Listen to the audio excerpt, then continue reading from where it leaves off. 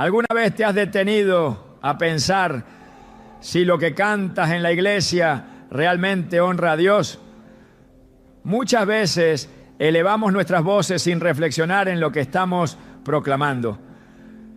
Pero Jesús fue claro cuando dijo: este pueblo me honra con los labios, pero su corazón está lejos de mí. Mateo 15:8. Esta advertencia no solo expone una realidad espiritual, sino que revela un peligro que muchos ignoran. Cantar palabras sagradas con un corazón distante es una forma de burla hacia el Creador. Hoy exploraremos por qué ciertas canciones, aunque parezcan piadosas, pueden ser ofensivas delante de Dios. Te mostraremos cómo identificar cantos que no provienen de un espíritu reverente y cómo evitar caer en esta trampa espiritual. Lo que sale de tu boca en la adoración tiene un peso eterno. ¿Estás listo para entender lo que Dios tiene reservado para ti cuando elevas tu voz en su presencia?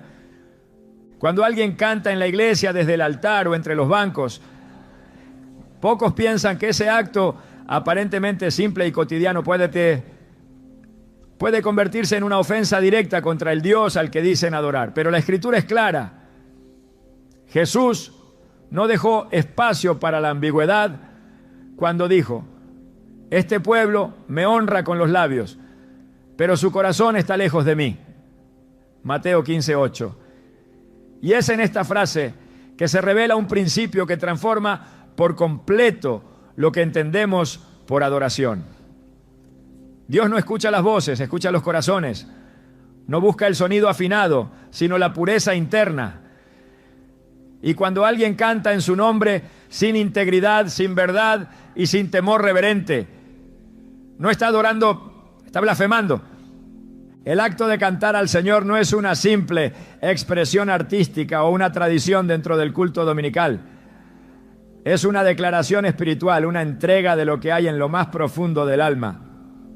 Por eso cantar sin pensar en lo que se dice, repetir frases por costumbre o aparentar devoción cuando el corazón está lejos, se convierte en una burla.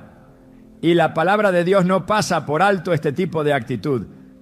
En Isaías 29:13, Dios declara con dolor y firmeza: este pueblo se me acerca con la boca y me honra con los labios, pero su corazón está lejos de mí, y su temor de mí no es más que un mandamiento de hombres que les ha sido enseñado. Esta no es una simple observación, es una acusación directa contra aquellos que, aun participando en actos sagrados, lo hacen sin conexión espiritual. Lo que sucede en muchos cultos modernos es preocupante. Personas levantan las manos, cierran los ojos, derraman lágrimas, y sin embargo sus vidas fuera del templo están llenas de envidia, orgullo, mentira y falta de perdón. ¿Qué tipo de adoración es esa? ¿Cómo puede alguien cantar "te entrego todo" si no ha perdonado a su hermano? ¿Cómo puede cantar "haz tu voluntad en mí" si vive en rebeldía contra la palabra? La contradicción no es solo espiritual, es peligrosa, porque cantar con los labios lo que no se vive con el corazón es usar el nombre de Dios en vano. Y el tercer mandamiento es claro: no tomarás el nombre del Señor tu Dios en vano, porque no dará por inocente el Señor al que tomare su nombre en vano. Éxodo 27. En muchas ocasiones el problema no es la canción en sí, sino la disposición del alma que la pronuncia. En el libro de Amos, capítulo 5, Dios reprende al pueblo con una fuerza sorprendente. Aparta de mí el ruido de tus cánticos, pues no escucharé ni la melodía de tus arpas. Amós 5:23. ¿Por qué un Dios que creó la música y la usó para comunicarse con su pueblo llega a rechazar el canto? Porque el pueblo había llenado su vida de injusticia, opresión y pecado, pero seguía adorando como si nada. Y Dios no puede ser burlado. Él ve más allá del sonido, observa la verdad detrás de la expresión. A lo largo de las Escrituras vemos cómo la adoración verdadera brota de corazones quebrantados, de hombres y mujeres que se acercan a Dios con temor, con reverencia, con un deseo profundo de agradarlo. El rey David, por ejemplo, después de su pecado con Betsabé, no solo se arrepintió, sino que entendió que ningún sacrificio, ningún cántico tendría valor si su corazón no estaba rendido completamente. En el Salmo 51, 17 declara: los sacrificios de Dios son el espíritu quebrantado. Al corazón contrito y humillado no despreciarás tú, oh Dios. Este es el tipo de adoración que Dios busca.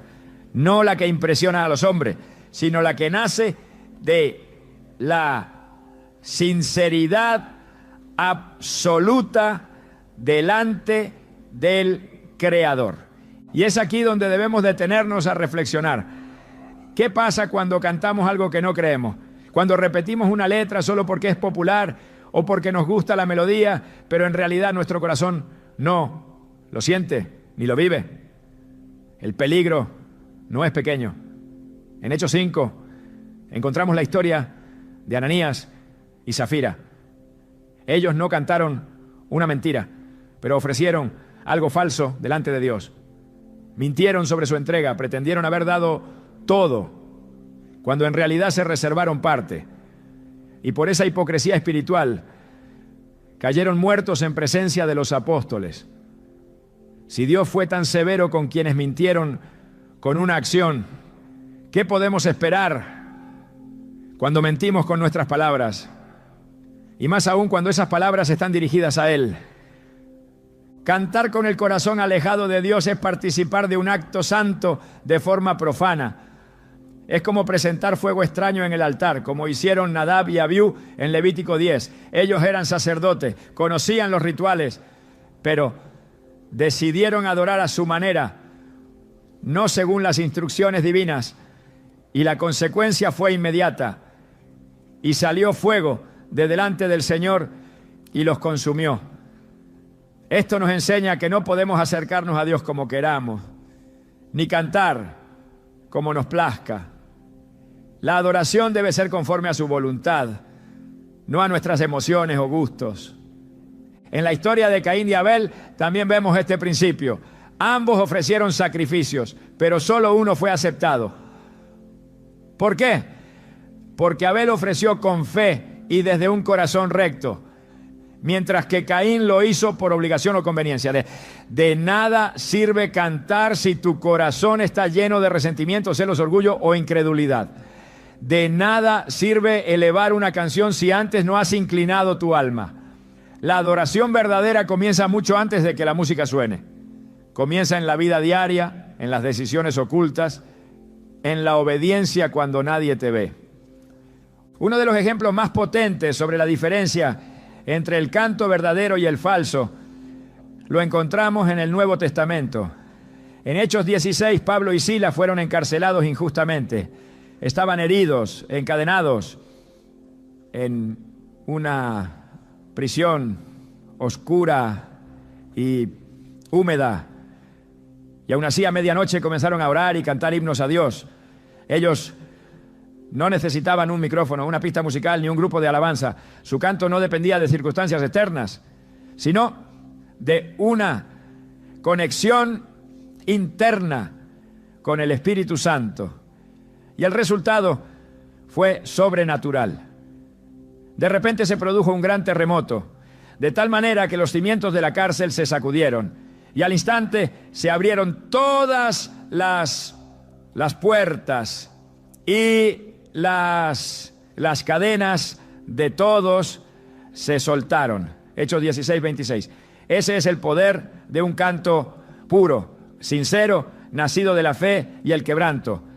Contrasta eso con muchos cultos modernos donde se canta con entusiasmo pero sin transformación, donde las letras hablan de entrega, pero los corazones siguen atados, donde se proclama tú eres el centro mientras se sigue viviendo para uno mismo.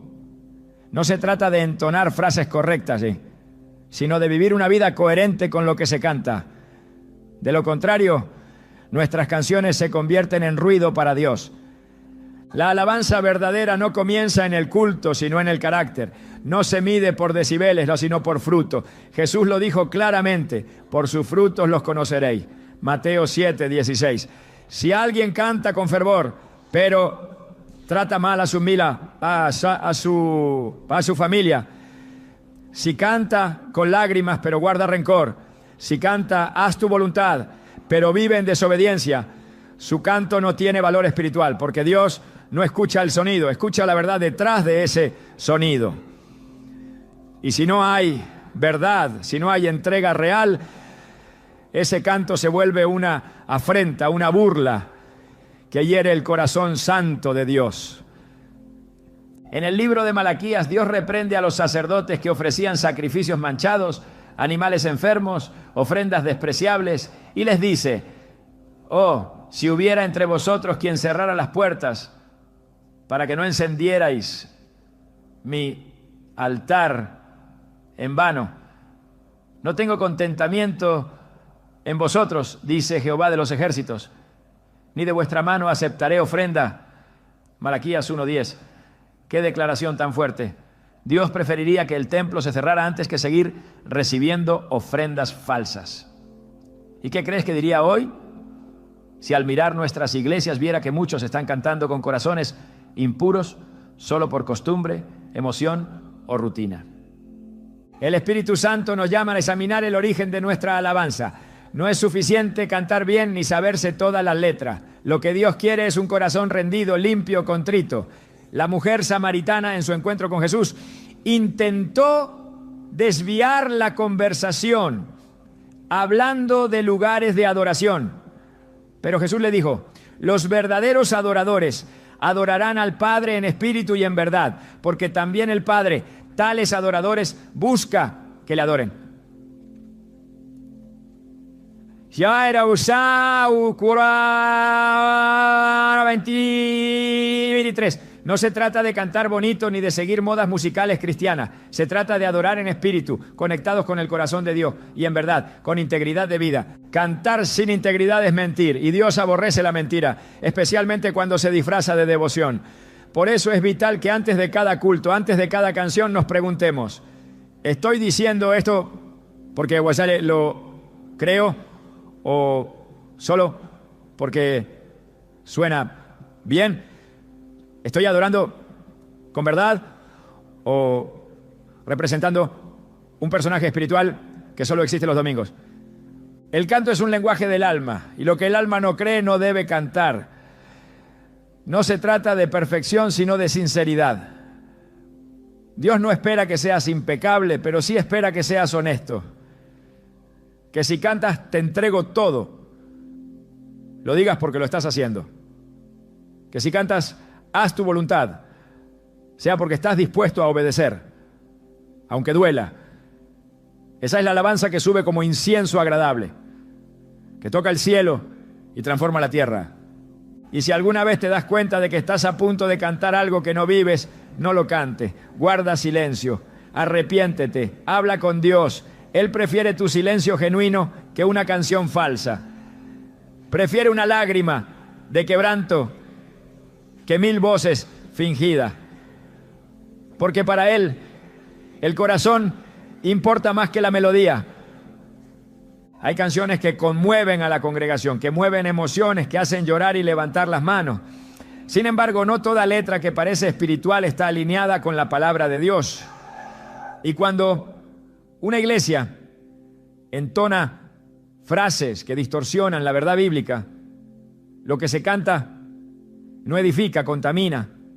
Cada palabra que se pronuncia en un culto es una declaración doctrinal. Y cuando esa declaración es falsa, no solo se pierde el propósito del canto, sino que se siembra error en medio de una atmósfera que debería ser sagrada. Jesús advirtió que vendrían tiempos en que muchos serían engañados por palabras suaves y enseñanzas erróneas. En Mateo 7:15 declaró con firmeza: cuídense de los falsos profetas. Vienen a ustedes disfrazados de ovejas, pero por dentro son lobos feroces. Esta advertencia aplica no solo para predicaciones, sino también para la música, porque cada canción que se canta desde un púlpito o se proyecta en la pantalla de una iglesia se convierte en una forma de enseñanza, en una herramienta doctrinal que moldea lo que las personas creen sobre Dios, sobre sí mismas y sobre la vida cristiana. En muchas congregaciones el canto ha reemplazado al estudio bíblico. Lo que antes se aprendía abriendo las Escrituras, ahora se absorbe repitiendo letras. Pero si esas letras están llenas de conceptos erróneos, promesas que Dios nunca hizo, o visiones distorsionadas de la gracia, lo que se está cultivando no es fe, es confusión.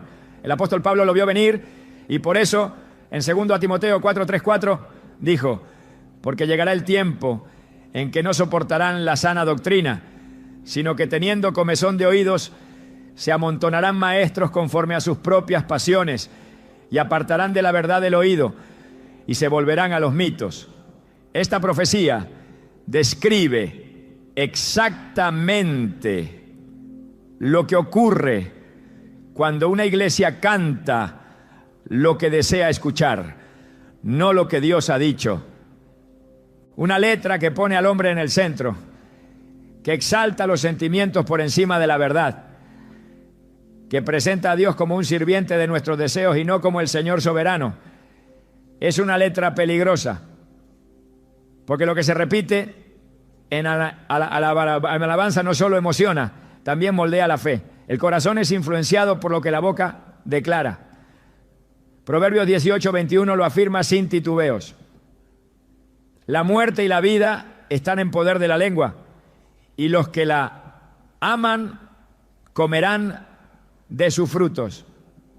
Si lo que se canta está impregnado de falsedad, error o una visión distorsionada de Dios, el alma que lo entona terminará creyendo una mentira. Una de las formas más comunes en que las letras desvían la verdad es al ofrecer promesas que Dios nunca garantizó. Se canta que todo saldrá bien, que nunca habrá sufrimiento, que si creemos suficiente seremos ricos, sanos y victoriosos. Pero esa no es la enseñanza del Evangelio. Jesús dijo claramente: en el mundo tendréis aflicción, pero confiad, yo he vencido al mundo. Juan 16:33. Cuando se canta un cristianismo sin cruz, sin prueba, sin proceso, se presenta una doctrina falsa que prepara al creyente para la frustración, no para la fidelidad. Y cuando esa frustración llegue, muchos abandonarán la fe porque fueron enseñados a través de canciones a esperar una vida que Dios nunca prometió. El error no siempre es evidente. A veces una sola palabra en una letra puede cambiar por completo el sentido bíblico de una verdad. Se canta, por ejemplo, que Dios me necesita, cuando la Escritura enseña que Dios es autosuficiente, soberano, y que nosotros somos los necesitados. Se canta que yo decido cuánto Dios me bendice, cuando la Biblia afirma que toda buena dádiva y todo don perfecto desciende de lo alto del Padre de las luces. Santiago 1:17. Se canta que yo declaro y decreto, cuando Jesús enseñó a orar diciendo: hágase tu voluntad, así en la tierra como en el cielo. Mateo 6:10. Estas no son diferencias menores, son desviaciones graves que afectan el corazón de la fe cristiana. El apóstol Pedro también habló sobre la presencia de falsos maestros y la sutilidad con la que introducirían herejías destructivas. En 2 Pedro 2, versículo 1, escribió: pero hubo también falsos profetas entre el pueblo, como habrá entre vosotros falsos maestros, que introducirán encubiertamente herejías destructoras, y aún negarán al Señor que los rescató, atrayendo sobre sí mismos destrucción repentina. Aunque Pedro hablaba principalmente de enseñanzas verbales, el principio aplica con la misma fuerza a las canciones que enseñan mentiras de forma encubierta, bajo una apariencia de devoción. No es suficiente que una canción mencione el nombre de Dios, de Jesús o del Espíritu Santo. Muchos cantos invocan esos nombres, pero construyen una visión de Dios completamente alejada de la revelación bíblica. Se canta a un Dios tolerante, que nunca corrige, que solo afirma, que nunca disciplina, que se adapta a nuestras emociones y no exige santidad. Pero la Escritura dice, porque el Señor al que ama, disciplina y azota a todo el que recibe por hijo. Hebreos 12:6. Cuando una canción elimina la corrección de Dios, está cantando a un ídolo, no al Dios vivo. También hay letras que exaltan la espiritualidad emocional, que invitan a sentir la presencia de Dios como prueba de que Él está allí. Pero la Biblia nunca enseñó que la fe depende de sensaciones. En Hebreos 11:1 leemos, la fe es la certeza de lo que se espera, la convicción de lo que no se ve. Reducir la presencia de Dios a una emoción es peligroso, porque cuando el sentimiento desaparece, muchos piensan que Dios se ha ido. Y cuando esto se canta como verdad, se entrena a las personas a depender de lo emocional, en lugar de confiar en la palabra. Un aspecto aún más delicado es cuando las canciones glorifican el yo, en lugar de glorificar a Cristo. Letras que repiten yo, mi victoria, mi destino, mi propósito. Mientras Cristo se menciona de forma secundaria, revelan un corazón centrado en el hombre. Pero el verdadero evangelio comienza y termina en Jesús. Juan el Bautista lo expresó con claridad absoluta. Es necesario que Él crezca y que yo disminuya. Juan 3:30. Cuando se canta desde el ego, no se está adorando, se está idolatrando el yo. Pablo enseñó que la iglesia debe edificar con palabras que sean fieles a la sana doctrina. En Colosenses 3:16 escribió, la palabra de Cristo habite en abundancia en vosotros, enseñándoos y exhortándoos unos a otros en toda sabiduría, cantando con gracia en vuestros corazones al Señor con salmos, himnos y cánticos espirituales. Aquí se establece el estándar. Cantar es enseñar, cantar es exhortar, cantar es afirmar la palabra de Cristo, no sustituirla. Si la canción no se alinea con esa palabra, no debe tener lugar en el culto. La adoración no necesita nuevas revelaciones, necesita fidelidad a lo que ya fue revelado. Judas 1:3 nos exhorta a contender ardientemente por la fe que ha sido una vez dada a los santos. Esto implica revisar, discernir y corregir lo que se canta en la congregación. No todo lo que emociona al alma viene del Espíritu. No todo lo que parece ungido está respaldado por Dios. El enemigo también sabe componer melodías, también sabe vestir el error de luz. Pablo lo dijo en 2 Corintios 11:14. Y no es de extrañar, pues el mismo Satanás se disfraza como ángel de luz. La letra de una canción no debe ser medida por su popularidad, sino por su fidelidad bíblica. No debe ser valorada por cuántas visitas tiene en plataformas digitales, sino por cuánto se ajusta al carácter santo de Dios. Un canto puede ser hermoso y peligroso al mismo tiempo. Puede sonar celestial y estar sembrando confusión. Por eso, cada congregación debe tener el valor espiritual de evaluar lo que canta, de corregir lo que no edifica y de silenciar lo que contradice la verdad. El Espíritu Santo nunca inspirará una canción que niegue las Escrituras. Él fue quien las inspiró. Toda letra que contradice la Biblia no puede venir del Espíritu. Pablo lo dejó claro en Gálatas 1:8. Mas si aún nosotros, o un ángel del cielo, os anunciare otro evangelio diferente del que os hemos anunciado, sea anatema. Esta severidad debe aplicarse también a las canciones que proclaman otro evangelio. aunque lo hagan con armonía y belleza. La iglesia no puede permitirse cantar mentira. Cada verso entonado debe ser una proclamación de verdad, una confesión de fe, un acto de fidelidad a la doctrina.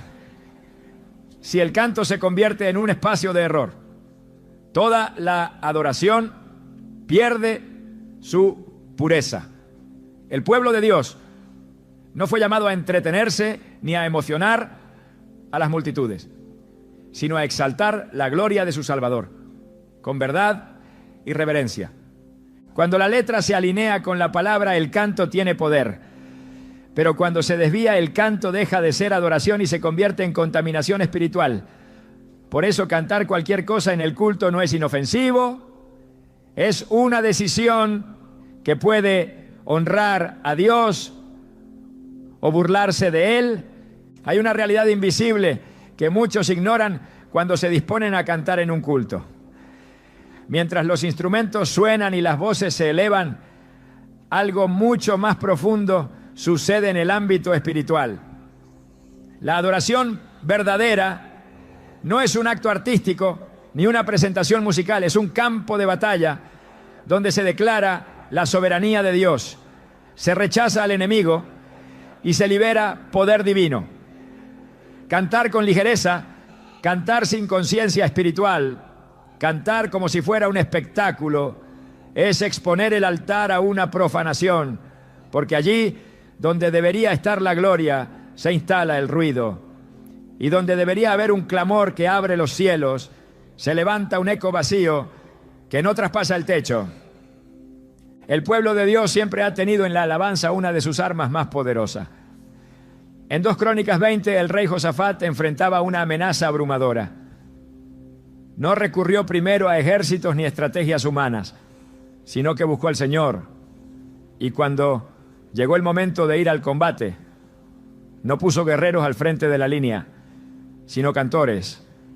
Y mientras ellos cantaban, glorificad al Señor, porque para siempre es su misericordia, el Señor desató confusión entre los enemigos y ellos mismos se destruyeron.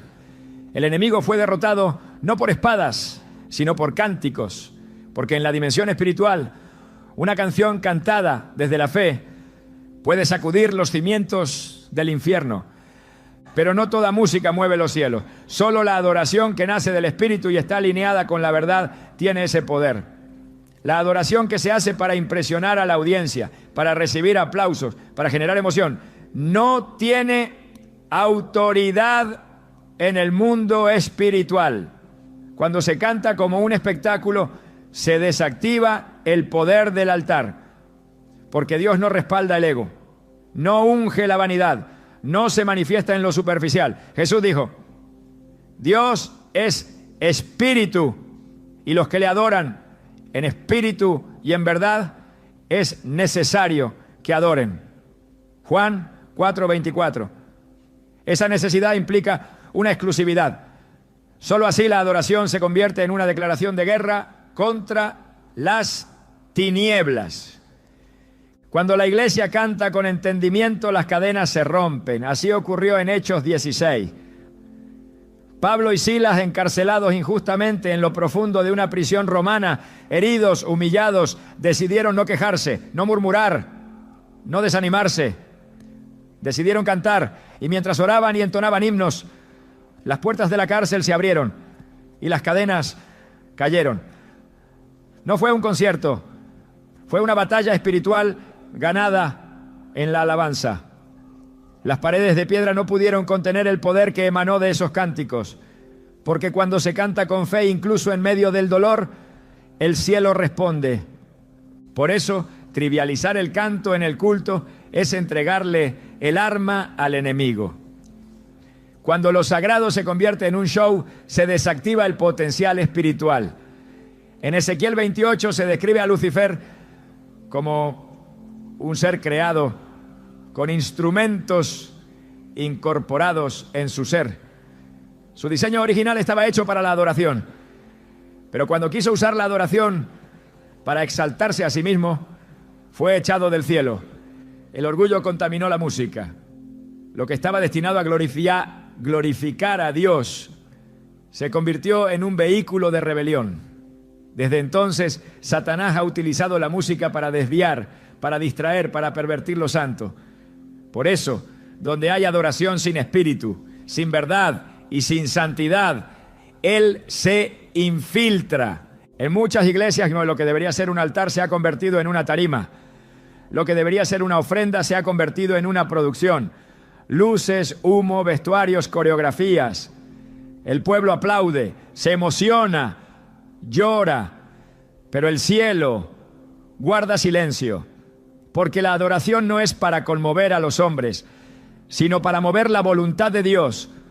Cuando Aarón ofreció sacrificio conforme a las instrucciones de Moisés, el fuego de Dios descendió y consumió la ofrenda. Pero cuando Nadab y Abiú presentaron fuego extraño, fueron consumidos ellos. No todo fuego viene del cielo y no toda emoción es unción. El libro de Apocalipsis nos muestra una escena poderosa. Multitudes alrededor del trono cantan día y noche. Santo, santo, santo es el Señor Dios Todopoderoso, el que era, el que es y el que ha de venir. Apocalipsis 4:8. En esa adoración no hay distracciones, no hay protagonismo humano, no hay melodías centradas en el yo. Hay reverencia, hay temor, hay reconocimiento absoluto de la majestad divina. Esa es la adoración que paraliza al infierno. Esa es la adoración que llena los cielos de gloria.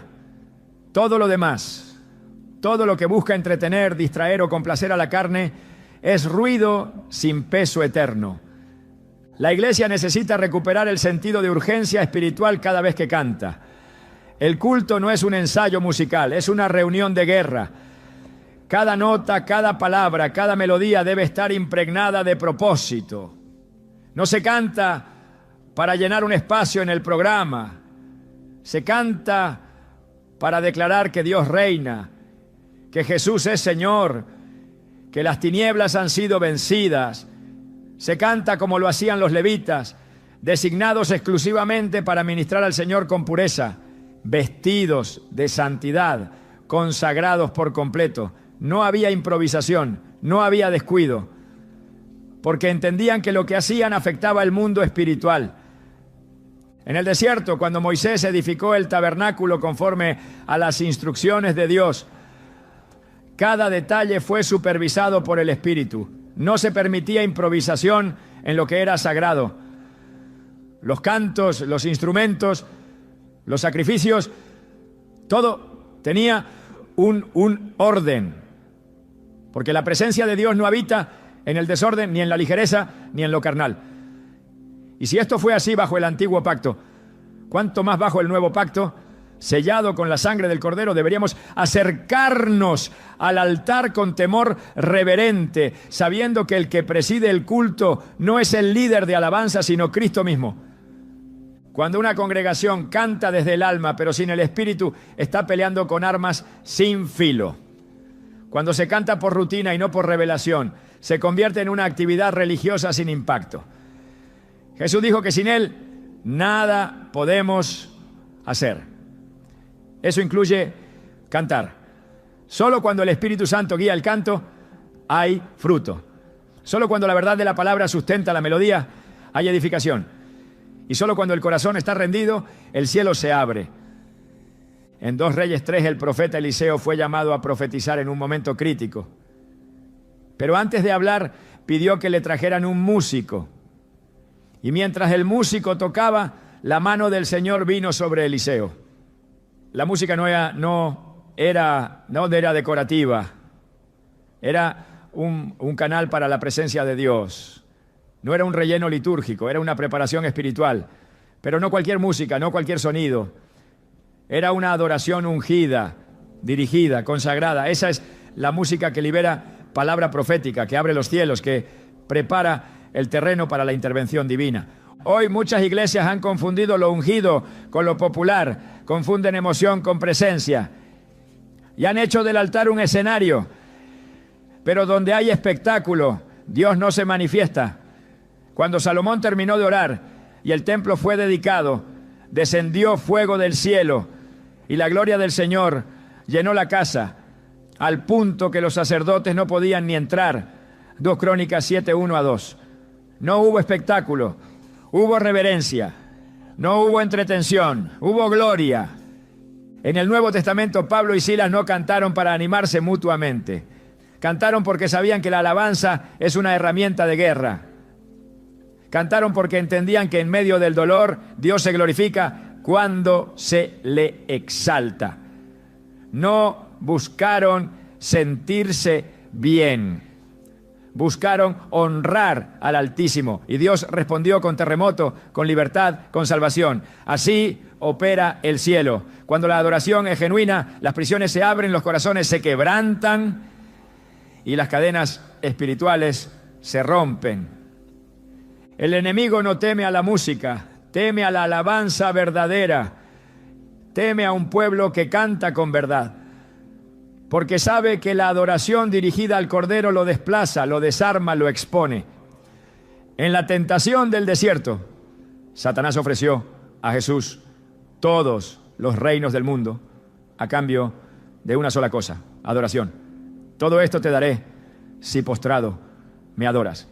Mateo 4:9. Porque él sabe que quien controla la adoración controla la dirección del corazón, y si puede contaminar el canto, puede desviar la fe. Pero Jesús respondió con la espada del Espíritu: al Señor tu Dios adorarás y a Él solo servirás. Mateo 4:10. Esta respuesta es el estándar eterno. La adoración no se comparte, no se negocia, no se contamina. Es exclusiva, santa, dirigida a uno solo, el Dios Altísimo. Cada vez que un creyente canta en el culto, debería recordar que sus palabras están siendo escuchadas en el cielo y observadas en el mundo espiritual. De su boca no debe salir ligereza, ni frases vacías, ni palabras repetidas sin entendimiento. Debe salir fuego, verdad, rendición, porque cantar en el culto no es un acto cultural, es una acción espiritual con consecuencias eternas. Donde hay espectáculo, la gloria se retira. Donde hay protagonismo humano, la presencia se oculta. Lo que fue creado para exaltar a Dios se transforma en una plataforma de autoexaltación. Y el canto que debería subir como incienso se queda atrapado en el aire, sin destino. Esta es la tragedia que ocurre cuando lo sagrado se convierte en una exhibición. Y aunque los hombres no lo vean, el cielo sí lo registra. Porque para Dios la intención pesa más que el sonido. Y la motivación detrás del canto es tan importante como la letra misma. No se puede fingir adoración. No se puede actuar humildad. No se puede producir unción. En el Antiguo Testamento la gloria de Dios se manifestaba como una nube que llenaba el templo. Cuando el pueblo actuaba con reverencia, esa gloria descendía con poder. Pero cuando Israel comenzó a mezclar lo santo con lo profano, cuando permitieron que el culto se contaminara con intereses ajenos, el profeta Ezequiel vio con sus propios ojos cómo la gloria de Dios se apartaba del templo. La escena es devastadora. La gloria se levantó del umbral de la casa y se fue. No hubo juicio inmediato. No hubo estruendo. Solo el silencio de un lugar vacío. Una estructura sagrada sin presencia. Una reunión sin Dios. Porque Él no comparte su gloria con nadie. Y donde el culto gira en torno al hombre, Dios se retira. Jesús confrontó este mismo problema en su generación. No con los impíos ya, sino con los religiosos. Aquellos que hacían largas oraciones para ser vistos. Aquellos que daban limosnas haciendo sonar trompetas. Aquellos que ayunaban con rostros tristes para que los hombres los admiraran. En Mateo 6, el Señor no solo expone su hipocresía, sino que también deja claro que ya tienen su recompensa. Lo que hacen, lo hacen para el público. Y esa es la única paga que recibirán. Pero cuando se canta para ser notado, cuando la entonación se vuelve una competencia, cuando la plataforma se convierte en un escenario, el culto deja de ser para Dios y se convierte en un espectáculo religioso. En nuestros días, esta distorsión ha adoptado formas aún más sofisticadas. Sistemas de luces que acompañan cada coro, humo artificial que marca la entrada del solista, transiciones diseñadas para emocionar, no para edificar, coreografías que imitan los conciertos del mundo, ensayos que no buscan excelencia para Dios, sino impacto visual para el público. Las cámaras se enfocan más en el intérprete que en el mensaje. Los aplausos reemplazan al quebranto. La estética desplaza a la unción. Y lo más preocupante es que en medio de todo eso muchos creen que están adorando. Pero Dios no habita en un espectáculo. Dios no se manifiesta donde se busca entretenimiento disfrazado de espiritualidad. La adoración nunca fue diseñada para agradar al hombre. Fue creada para glorificar a Dios. En el tabernáculo el acceso al lugar santísimo no estaba abierto a cualquiera. Solo el sumo sacerdote podía entrar. Y solo una vez al año. No se trataba de un evento para la multitud. Era un acto de profunda reverencia. La adoración genuina nace del temor de Dios, no de la necesidad de reconocimiento. Y ese temor no es terror, es conciencia de su santidad, de su majestad, de su poder. Cuando ese temor se pierde, la adoración se convierte en una actividad vacía. Se sigue cantando, pero ya no hay fuego. Se sigue reuniendo el pueblo, pero el Espíritu ya no está presente. Porque donde hay orgullo, no hay altar. Donde hay vanagloria, no hay presencia. La Biblia no condena la excelencia. David organizó coros, estableció turnos, designó músicos según sus dones, pero todo estaba enfocado en servir al Señor con integridad. No se trataba de quién tenía más talento, sino de quién estaba más consagrado. No era un concurso de habilidad vocal, sino un ministerio de intercesión musical. Hoy, sin embargo, muchos han confundido excelencia con profesionalismo vacío. Se busca perfección escénica, pero no se busca limpieza de corazón. Se mide la adoración por la emoción que genera, no por la transformación que produce. Pero una canción puede emocionar sin transformar, puede conmover sin confrontar. Y si no confronta, no es adoración, es entretenimiento espiritual. En Isaías 1, Dios mismo expresa su hartazgo. Las lunas nuevas, las solemnidades, los sacrificios, los cantos, todo le resulta abominable. Porque el corazón del pueblo está lejos. Siguen los rituales, pero no hay justicia, ni humildad, ni arrepentimiento. Y Dios declara: no soporto más vuestras reuniones. Esa declaración debería estremecer cualquier iglesia que ha convertido el culto en un espectáculo. Porque cuando Dios se cansa del culto, el culto ha dejado de ser un puente al cielo y se ha transformado en un ruido molesto que Él no tolera. El libro de Malaquías denuncia a los sacerdotes que presentaban ofrendas defectuosas en el altar, animales ciegos, cojos, enfermos. Y el Señor pregunta: ¿acaso ofrecerías eso a tu gobernador? ¿Se agradaría de ti? Si no, daríamos algo mediocre a un líder humano, ¿por qué presentarlo ante el Rey de Reyes? Hoy muchas iglesias presentan canciones sin profundidad, sin doctrina, sin reverencia. Letras que exaltan al cantante más que al Salvador, arreglos que buscan ovaciones más que obediencia. El altar ha sido reducido a un escenario y lo que debía ser sagrado se ha vuelto espectáculo. Jesús limpió el templo de los cambistas, de los que habían hecho de la casa de oración una cueva de ladrones. Y hoy, si entrara físicamente en muchos templos, ¿qué encontraría? Oración o producción, adoradores o artistas, silencio reverente o gritos vacíos, palabra o performance.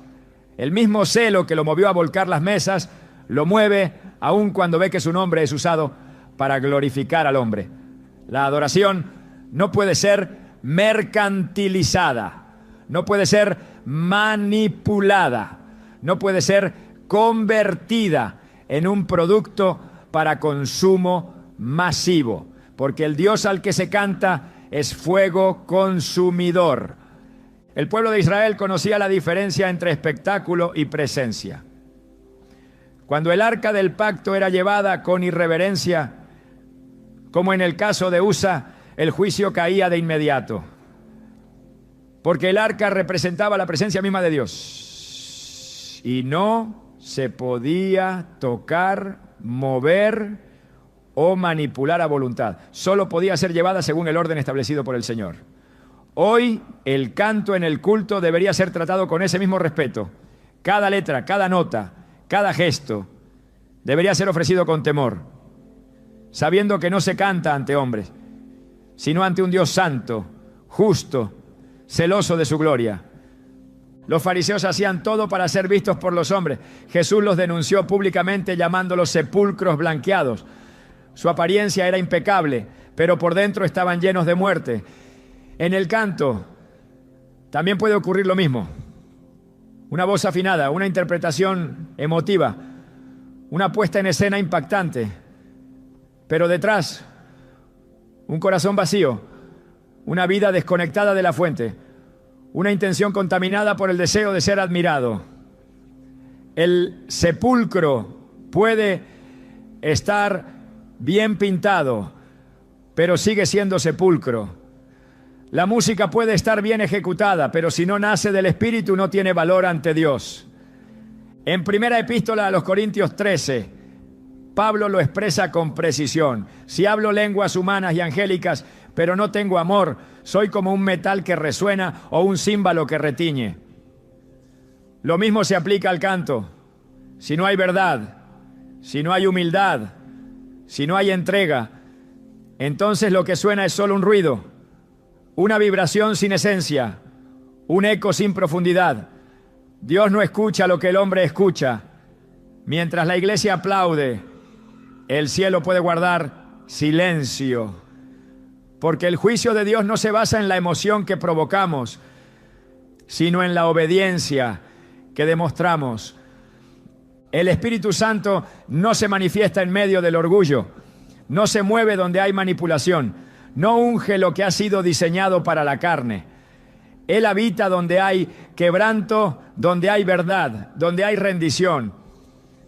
Y si el canto en el culto no busca agradar a Dios, sino entretener a la audiencia, entonces no hay lugar para su presencia. Porque el Espíritu no comparte el escenario con el ego. Donde uno reina, el otro se retira. Y cuando el Espíritu se retira, no importa cuán hermoso suene la música, el cielo está cerrado. Por eso cantar cualquier cosa, de cualquier manera, con cualquier motivación, no es un asunto menor, no es una cuestión de estilo, ni de cultura, ni de generación. Es una cuestión de santidad, de honra, de fidelidad. Cantar en el culto debe ser un acto tembloroso, como quien se acerca al Monte Santo, como quien se quita las sandalias porque sabe que está pisando tierra sagrada, como quien entiende que cada palabra pronunciada en adoración sube ante de un Dios que todo lo ve y todo lo pesa. No se puede jugar con eso. No se puede usar eso para construir reputaciones humanas. No se puede manipular lo santo. Cuando el canto se convierte en espectáculo, se pierde lo más valioso, la manifestación de la gloria de Dios. Y cuando esa gloria se va, todo lo demás es irrelevante. Sin presencia no hay poder. Sin poder no hay transformación. Sin transformación no hay fruto. Solo un ciclo interminable de reuniones sin impacto, de cultos sin profundidad, de canciones sin eternidad. Por eso hay que volver a lo esencial, volver al altar, volver al corazón quebrantado, volver a la adoración que no necesita luces ni cámaras, porque tiene la atención del cielo. No hay acto más contradictorio en el altar que cantar sobre el amor de Dios mientras se guarda rencor en el corazón. No hay ofensa más grave que proclamar entrega total mientras se encubre un pecado sin confesar. Porque cantar desde un corazón no arrepentido es convertir la adoración en un acto vacío, en un teatro espiritual que no honra al Cordero, sino que desprecia su sangre. Y cuando el canto no nace de la limpieza, cuando no brota de una vida reconciliada con Dios, entonces no hay alabanza, solo una simulación que en el cielo se percibe como una burla. El sacrificio de Cristo en la cruz no fue simbólico, fue definitivo, fue un acto de redención absoluta, un precio incalculable pagado con sangre por los pecados de la humanidad. Cada gota derramada tiene valor eterno. Cada herida sufrida lleva el peso de nuestra culpa. Por eso, cantar en su nombre sin reconocer lo que Él ha hecho, sin rendirse por completo a ese sacrificio, es tratar como común lo que el cielo considera sagrado. Hebreos 10, 29. Lo expresa con una severidad que no se puede suavizar.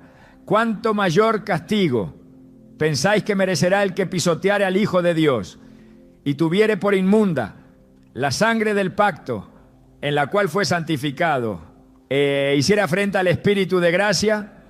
Este no es un lenguaje simbólico, es una advertencia directa contra aquellos que usan los santos sin respeto, que se acercan al altar sin limpieza. Dios no recibe cánticos que nacen de corazones endurecidos. Él no acepta alabanzas de labios que no han sido purificados. El Salmo 66, 18 deja claro este principio. Si en mi corazón hubiese yo mirado a la iniquidad, el Señor no me habría escuchado. No importa cuán hermosa sea la melodía, no importa cuántos instrumentos acompañen la voz, si el corazón está contaminado, si hay pecado no confesado, si la conciencia está adormecida, Dios no escucha, porque Él no se complace en la hipocresía, y mucho menos cuando esa hipocresía se disfraza de adoración. Cantar "te entrego todo" mientras se guarda resentimiento hacia un hermano es pronunciar una mentira directa en la presencia del Altísimo. Jesús enseñó con claridad en Mateo 5, 23 a 24 que si uno va al altar para ofrecer algo, pero recuerda que su hermano tiene algo contra él, debe dejar la ofrenda allí, reconciliarse primero y luego volver. Este principio es ineludible. No se puede cantar con eficacia cuando el corazón está dividido, cuando el alma no ha sido rendida, cuando la vida está manchada por la falta de perdón. No se trata de perfección, sino de disposición. Dios no exige que el adorador sea impecable, pero sí que sea sincero, quebrantado, rendido. El Salmo 51, 17 lo afirma con autoridad. Los sacrificios de Dios son el espíritu quebrantado, al corazón contrito y humillado no despreciarás tú, oh Dios. Esa es la condición que habilita al alma para cantar delante de su trono. No una voz perfecta, sino una conciencia limpia. No una emoción intensa, sino un arrepentimiento genuino. No una imagen espiritual, sino una verdad interna. Cuando el pueblo de Israel se alejaba de Dios y seguía cantando, Dios mismo rechazaba su adoración. En Amós 5:23 declara: quita de mí la multitud de tus cantares, pues no escucharé las salmodias de tus instrumentos. El Señor no fue ambiguo. No dijo que las canciones fueran incorrectas musicalmente. Dijo que no las escucharía porque el pueblo vivía en injusticia, en hipocresía, en apariencias vacías. La adoración desconectada del arrepentimiento es ofensiva a los oídos celestiales. La cruz es el punto de encuentro entre la justicia y la misericordia. Es el altar más alto donde la adoración debe comenzar. Ninguna canción tiene valor si no nace de allí. Ningún coro tiene peso si no está empapado de la conciencia del sacrificio. Y no hay comunión con Dios si no hay arrepentimiento genuino. Jesús dijo en Lucas 13:3, si no os arrepentís, todos pereceréis igualmente. Esta declaración no es solo para los pecadores, es también para quienes dentro del templo cantan como si estuvieran limpios, pero no lo están. El arrepentimiento no es solo un acto emocional, es una transformación interna que se evidencia en frutos. Cuando Juan el Bautista predicaba en el desierto, no solo llamaba al pueblo a confesar sus pecados, sino a producir frutos dignos de arrepentimiento. Un canto que no brota de un corazón que ha producido esos frutos es un canto hueco, se escucha en la tierra, pero no asciende al cielo. El Espíritu Santo no unge voces contaminadas, no respalda canciones nacidas desde la dureza, desde la frialdad o desde la indiferencia espiritual. Él se mueve en ambientes de limpieza. En Isaías 6, el profeta tiene una visión del trono de Dios. Y su primera reacción es confesar su inmundicia. ¡Ay de mí, que soy muerto! Porque siendo hombre inmundo de labios y habitando en medio de pueblo que tiene labios inmundos, han visto mis ojos al Rey, Jehová de los ejércitos. Isaías 6:5. Fue entonces que uno de los serafines voló hacia él con un carbón encendido y tocó su boca, purificándolo. Solo después de eso pudo ser enviado. Solo después de eso su voz tuvo propósito. Ninguna boca puede cantar con autoridad mientras no haya sido purificada por el fuego del altar. Cantar en pecado sin reconocerlo es profanar el altar con los labios, es presentar fuego extraño, es participar del culto sin discernir su santidad. En 1 Corintios 11, Pablo advierte a la iglesia sobre tomar la cena del Señor sin discernir el cuerpo. Y añade que muchos estaban enfermos y otros habían muerto por esa falta de reverencia. El mismo principio se aplica al canto. Cuando se participa del acto más íntimo de adoración, sin estar en comunión con Dios, se cruza una línea peligrosa. Lo que fue diseñado para edificación se convierte en causa de juicio. Por eso, antes de cantar, el alma debe examinarse. No por legalismo, sino por reverencia. No por temor humano, sino por amor al Dios Santo. En 2 Corintios 13:5 se nos exhorta: examinaos a vosotros mismos, si estáis en la fe. Probaos a vosotros mismos. Esta evaluación no es opcional, es el filtro que separa la adoración verdadera del ritual vacío. Es la prueba que revela si lo que se entona es una ofrenda o una provocación. Dios no busca intérpretes, busca adoradores, no necesita perfección técnica, exige santidad, no quiere espectáculo, demanda obediencia. Y toda canción que se eleva desde un corazón no arrepentido es una distorsión del propósito para el cual fue creado el canto: rendir gloria al que fue molido por nuestras transgresiones, rendir honor al que llevó nuestros pecados. Cantar desde la suciedad sin buscar limpieza no solo es inútil, es peligroso. El altar es lugar de encuentro, pero también de juicio. Es el sitio donde el fuego consume lo impuro y santifica lo que es ofrecido en integridad. El canto debe pasar por ese fuego antes de ser proclamado. Si no ha sido purificado, no debe ser pronunciado. Porque cada palabra entonada en el culto es un eco del alma. Y si el alma está en rebeldía, el eco que produce es disonante ante el cielo. El verdadero canto no nace del entusiasmo del momento ni de la atmósfera emocional que puede crear una melodía. Nace desde lo más profundo del alma quebrantada, de un corazón que ha sido moldeado por la obediencia, no por la excitación pasajera. El impulso emocional puede ser fuerte, puede mover lágrimas, puede agitar los sentidos, pero si no hay obediencia detrás de la letra, si no hay sumisión a la voluntad de Dios, el canto se desvanece en el len, en el al aire. No basta con sentir, hay que rendirse. No basta con cantar bonito, hay que obedecer con fidelidad. Y el cielo distingue con precisión entre una adoración que brota del Espíritu y una emoción que se agota con el aplauso. En toda la Escritura, los cánticos que fueron recibidos con agrado por Dios tienen algo en común. No surgieron de la comodidad, sino del dolor redimido. El cántico de Ana no fue el resultado de una emoción superficial, sino la expresión de una mujer estéril que fue escuchada por Dios después de años de humillación. El cántico de Moisés no nació del orgullo de la victoria, sino del asombro ante un Dios que abrió el mar y derrotó al enemigo cuando todo parecía perdido. El cántico de María no fue una actuación espontánea, sino el fruto de una mujer obediente que aceptó ser parte de un plan eterno, aun cuando eso significara el escarnio y la incomodidad. La obediencia y el quebranto son los dos pilares sobre los que descansa la adoración que transforma.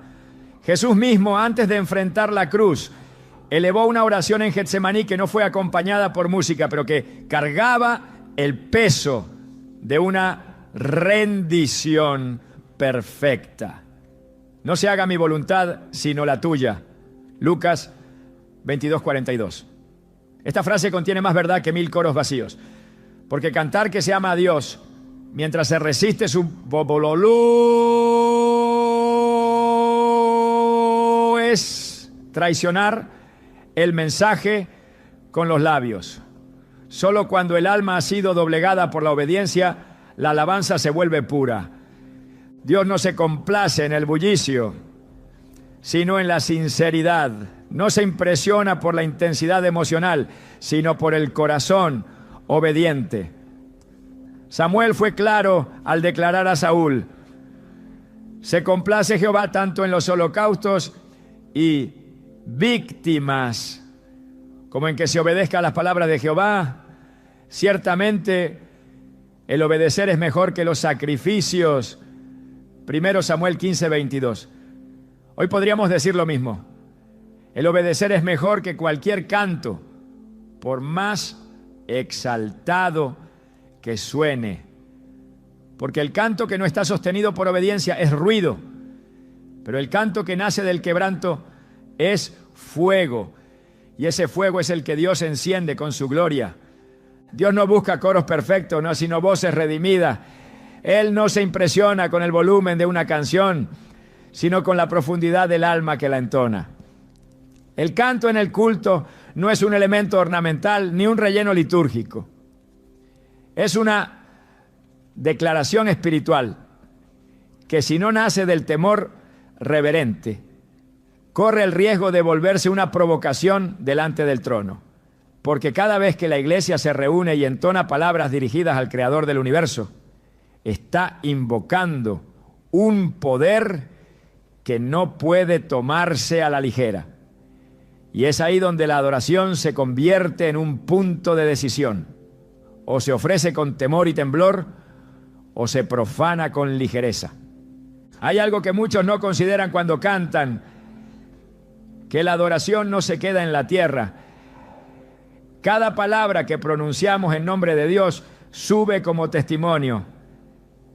No solo los ángeles la oyen, también los principados, las potestades y los testigos invisibles que rodean nuestras vidas.